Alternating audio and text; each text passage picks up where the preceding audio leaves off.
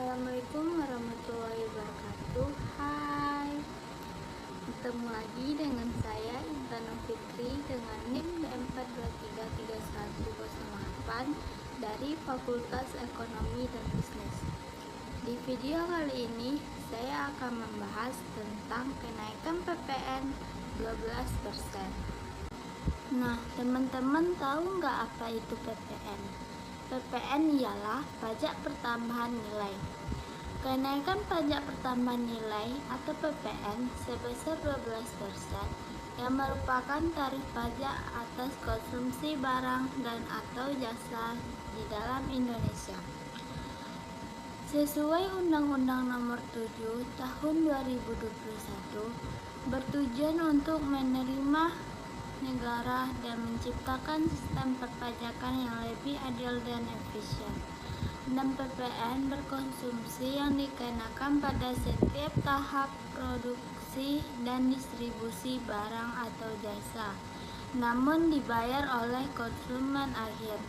PPN adalah jenis pajak tidak langsung karena yang memungut adalah pelaku usaha atau pengusaha kena pajak, tapi yang menanggung biaya pajaknya adalah konsumen. Nah, selanjutnya perubahan tarif PPN menjadi 12%, yaitu tarif lama. Sebelum tahun 2022, tarif PPN yang berlaku di Indonesia adalah 10% selama bertahun-tahun, dari tahun 1984. Tarif saat ini berdasarkan Undang-Undang Nomor 7 Tahun 2021 tentang Harmonisasi Peraturan Perpajakan atau UUU HHPP. Pemerintah menaikkan tarif PPN secara bertahap. Namun hingga Mei 2025 pemerintah belum resmi menetapkan pemberlakuan tarif 12% dan masih menggunakan tarif PPN 11%. Tujuan kenaikan PPN ini yang pertama yaitu kenaikan tarif PPN ini bertujuan untuk meningkatkan penerimaan negara dan memperkuat fondasi perpajakan. Kenaikan ini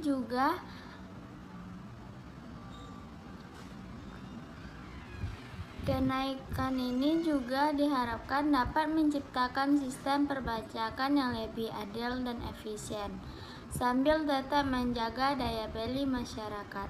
Yang kedua yaitu kenaikan PPN juga bertujuan untuk menciptakan keadilan dalam sistem perpajakan yang menjaga keberlanjutan APBN. Dan yang ketiga, meningkatkan penerimaan negara dengan meningkatkan tarif PPN. Pemerintah berupaya meningkatkan pendapatan dari sektor perpajakan guna mendukung pembiayaan pembangunan nasional dan pemulihan ekonomi pasca pandemi. Selanjutnya, dampak penerapan PPN 12%. Dampak penerapan PPN 12% ini ada dampak positifnya dan ada dampak negatifnya.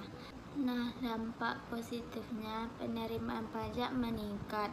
Negara memiliki sumber dana dan tambahan untuk membangun infrastruktur, pendidikan, kesehatan, dan non-subsidi sosial.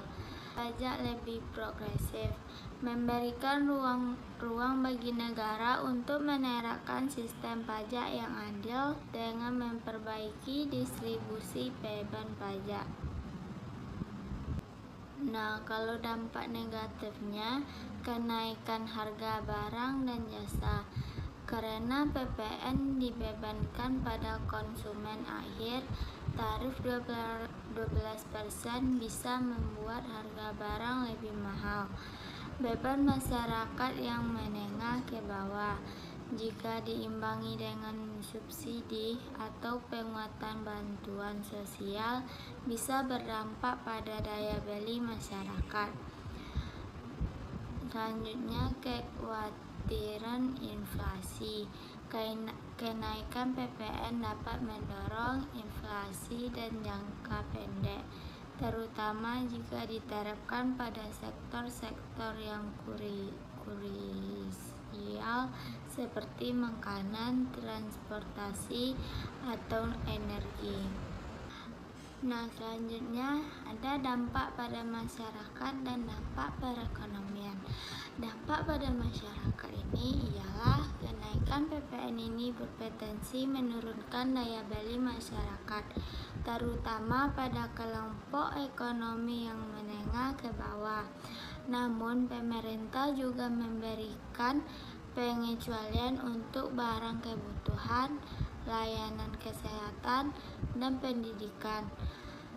Nah, kalau dampak pada perekonomian, yaitu kenaikan PPN 12% dapat berdampak pada daya beli masyarakat dan pelaku usaha, terutama UMKM. Namun, pemerintah berharap kebijakan ini dapat meningkatkan penerimaan negara dan memperkuat program perlindungan sosial.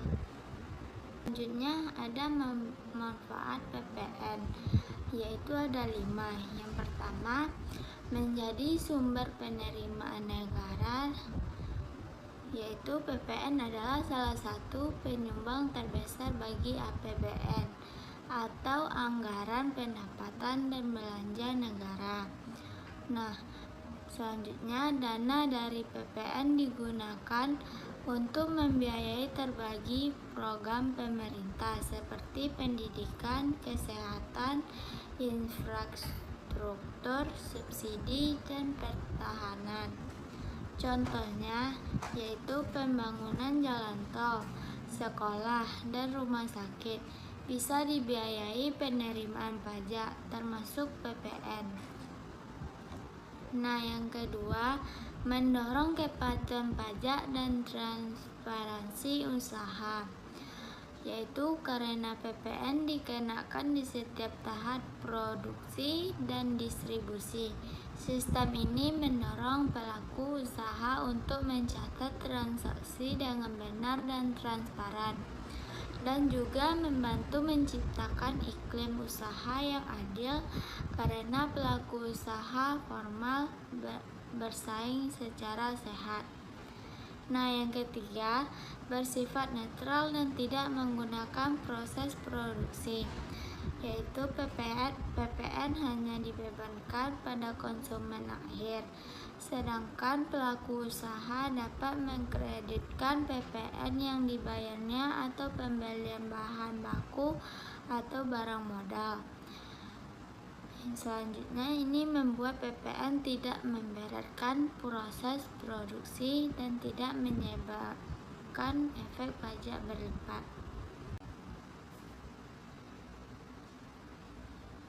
Yang keempat, mendorong administrasi usaha, yaitu penerapan membuat faktur pajak dan melaporkan transaksi.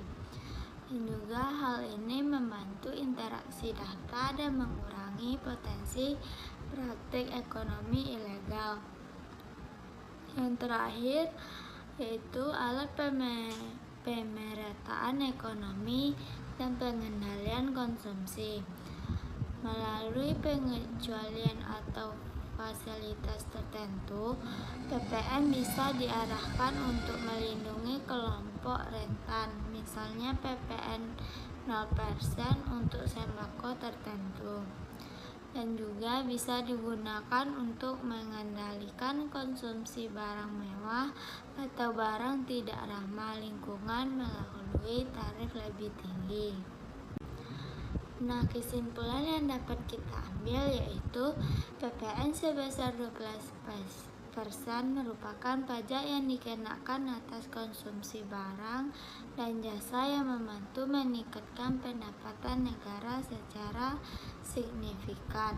Tarif ini memberi pemerintah ruang fiskal lebih besar untuk membiayai pembangunan dan pelayanan publik.